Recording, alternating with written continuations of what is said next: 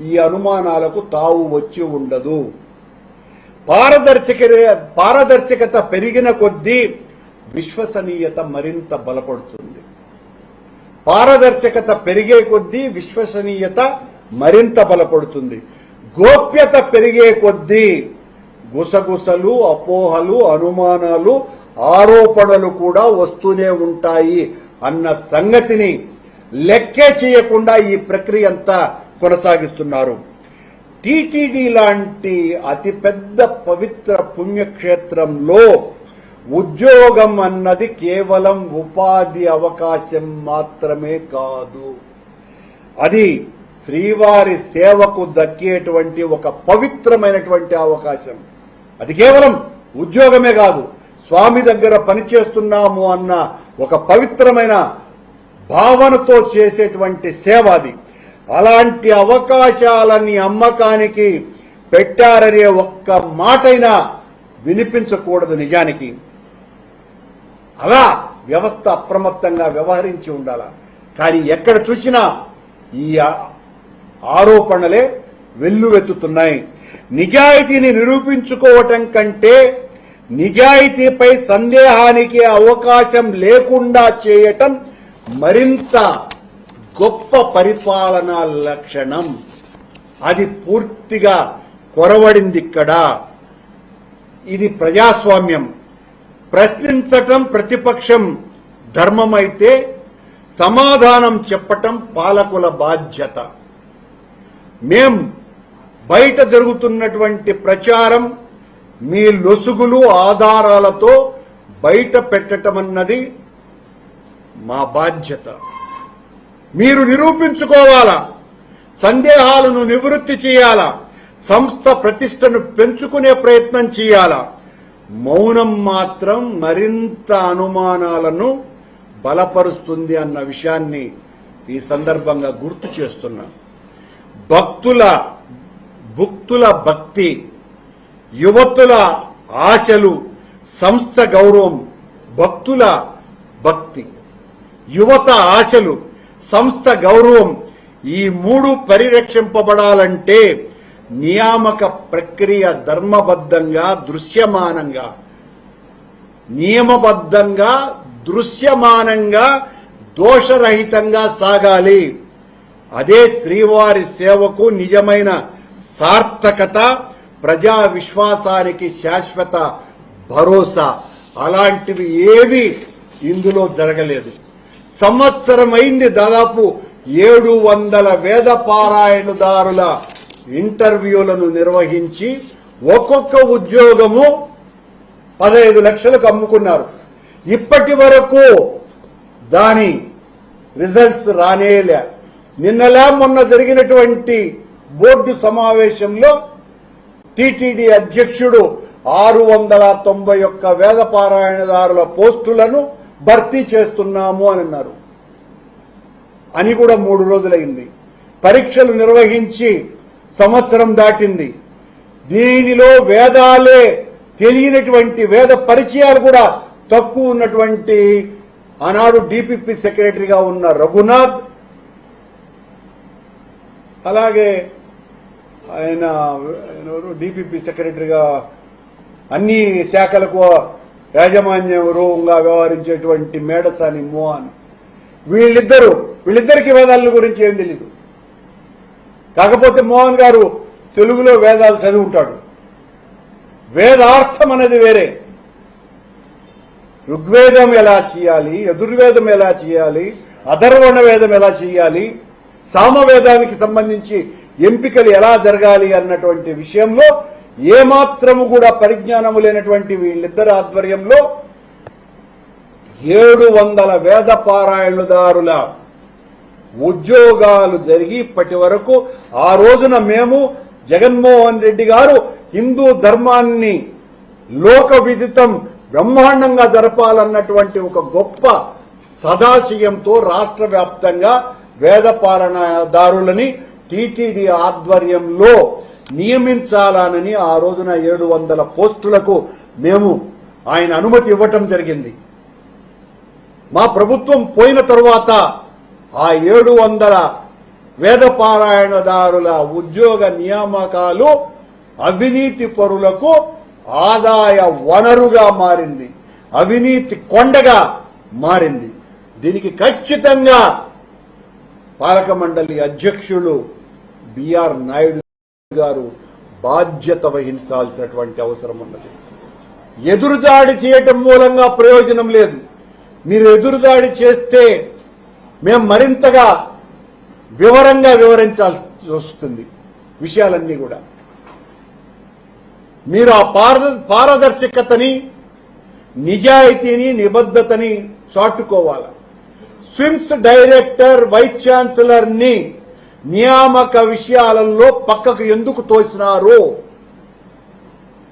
దీనికి సమాధానం మీ దగ్గర ఉండాలా?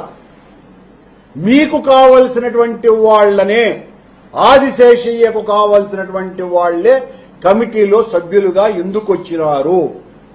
గ్రూప్ 2 స్థాయి ఉద్యోగస్తులకి ఎగ్జామ్స్ లో మెరిట్ ప్రకారము ఎంపిక చేయకుండా ఇంటర్వ్యూలు కూడా నిర్వహిస్తాము అని ఎందుకు ప్రకటించినారు?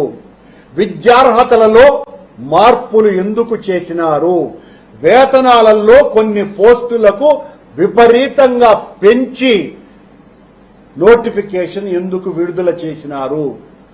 ఒకే పోస్టుకు 56,000 రూపాయలు పెంచారండి. వాళ్ళకి కావాల్సిన వాడికి ఉద్యోగం ఇచ్చుకోవాలని 56,000 పెంచారు. ఇంత దారుణం అత్యంత పవిత్రమైన పుణ్యక్షేత్రమైన స్వామివారి దగ్గర జరుగుతున్నది. ఇది డిఎస్సి అక్రమాల కంటే, అవినీతి కంటే, ఎందుకంటే దేవుడి దగ్గర జరుపుతున్నటువంటి నియామకాలు కాబట్టి అంతకంటే ఘోరము, అపచారము, అవినీతి మయము అని తెలియజేస్తున్నాం.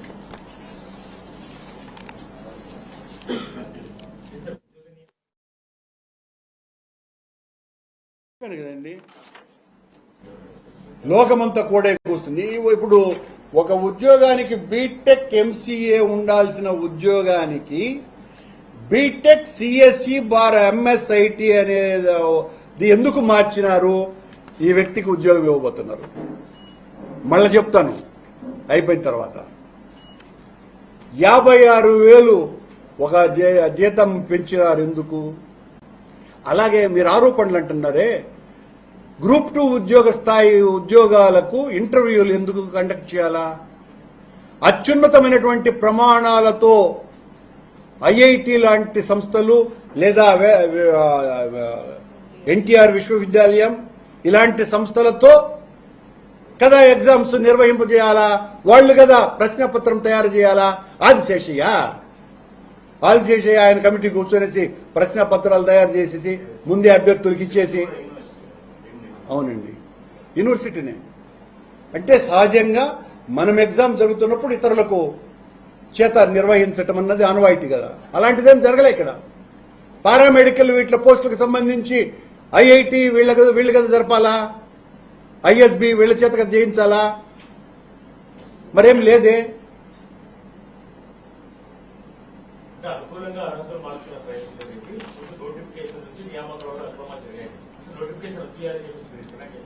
దీని మీద అసలు విచారణే చేయించాలా? తమాషా కాదు. వీళ్ళు ఇష్టం వచ్చినట్టుగా. ఇప్పుడు ఉద్యోగ కల్పన అన్నది ఒక గొప్ప మహత్తరమైనటువంటి విషయం. ఉద్యోగాల అమ్మకం అన్నది ఘోరమైనటువంటి పాపం. ఆ పాపం చేయకూడదు. అది జరుగుతుంది ఇక్కడ. వేదపారాయణదారులు అంతే, టీటీడీ ఇంజనీర్లు అంతే. ఎవరైతే నిజమైన అర్హుదారులు ఉన్నారో వాళ్లకు కాకుండా మీ ఇష్టం వచ్చినట్టుగా ఇచ్చుకుంటారండి. మీకు భజన చేసేవాళ్ళని, డబ్బులు ఇచ్చేవాళ్ళని వీళ్ళని సెలెక్ట్ చేయడానిక ఈ నియామకాలు జరిగేది?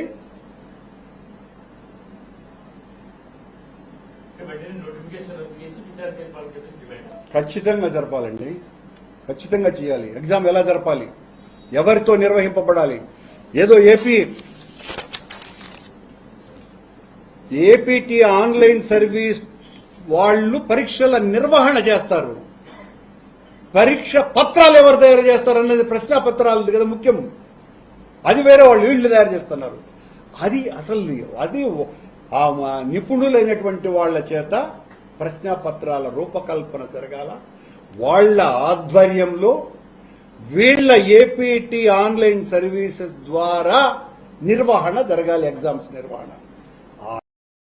ఆ తరువాత మెరిట్ సిస్టమ్ ద్వారా ఎంపిక జరగాలి. ఇప్పుడు అసలు పూర్తిగా మౌఖికమైనటువంటి ఇంటర్వ్యూల ద్వారా సెలక్షన్ చేయటం అన్నది 2వ తరగతి ఉద్యోగాలకు ఎప్పుడో పోయింది, తీసేసినారు. ఈ రకమైనటువంటి అవినీతి ప్రక్రియ జరుగుతోంది అని మీరేంటండి 3 ఉద్యోగాలకు ఈ ప్రక్రియ చేపట్టడం? స్విమ్స్ డైరెక్టర్ని ఎందుకు తీసేసినారు? దీనికి సమాధానం చెప్పండి. అసలు ఆయన కదా అత్యున్నతమైనటువంటి వ్యక్తి, ఆయన ఆధ్వర్యంలో కదా జరగాల.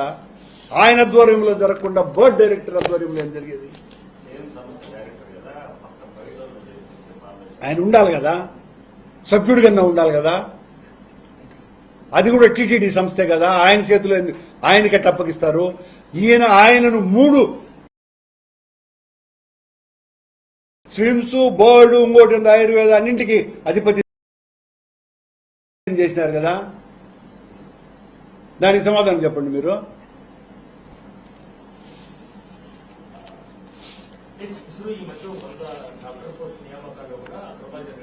అవునండి,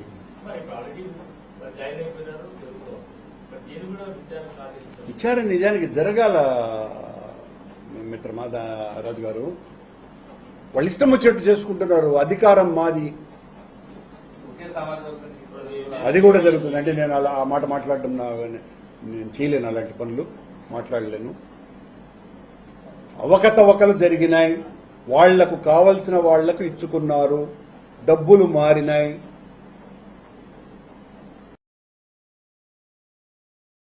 అందులో మీరు చెప్పింది కూడా ప్రముఖమైంది. ఉన్నాయండి, ఉన్నాయని అంటే నేను ఆధారంతో నా దగ్గర లేదు కాబట్టి అది కూడా ఆరోపణ కూడా ఉంది. ఫేక్ సర్టిఫికెట్లు కూడా ఉన్నాయండి.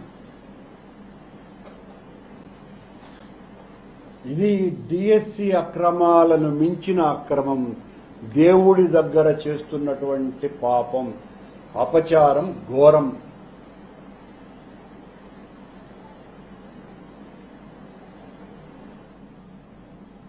స్థానంలో ఉన్నటువంటి వ్యక్తిని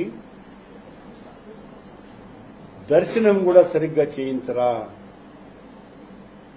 మీ తాబేదారులకు, బ్లాక్ టికెట్ గాళ్లకి, వీళ్ళకందరికీ కూడా రెడ్ కార్పెట్ స్వాగతాలు పలుకుతూ వాళ్లకు హారతులు, వాళ్లకు అక్కడ దేవుడి దగ్గర ఉన్నటువంటి ప్రసాదాలు, అరటి పండ్లు, మామిడి పండ్లు ఇచ్చి నారాయణ స్వామి లాంటి సీనియర్ మోస్ట్ రాజకీయ నాయకుడు, గౌరవప్రదమైనటువంటి వ్యక్తి, నిజాయితీ పరుడు, ఒక దళిత డిప్యూటీ సీఎంగా వ్యవహరించినటువంటి వ్యక్తి అవమాన భారంతో గుడి బయటికి వచ్చి తలదించుకొని చెప్పినాడు ఆయనకి జరిగినటువంటి అవమానం. సిగ్గుపడాలి టీటీడీ యాజమాన్యం దానికి. సాక్షాత్తు ఎమ్మెల్సీ గారికి ఇవ్వటం లేదంట. మా ఎమ్మెల్సీ చూపెడతారు, నేను 6 అడుగులు తీసుకోండి వెంటనే వారు ఒక్క సెకండ్ కూడా ఇవ్వకుండా lot of people are waiting. ఒక్క సెకండ్ జనరల్ కి ఏమైనా పెట్టింది మాకైతే. అలాగే ఇప్పుడు మా వచ్చాడు సార్, ఇప్పుడు కుప్పం ఎమ్మెల్సీ భరత్, ఆయన నాకు పండించాడు, ఆర్తి నాకు ఆర్తి ఇచ్చాడు, పండించాడు.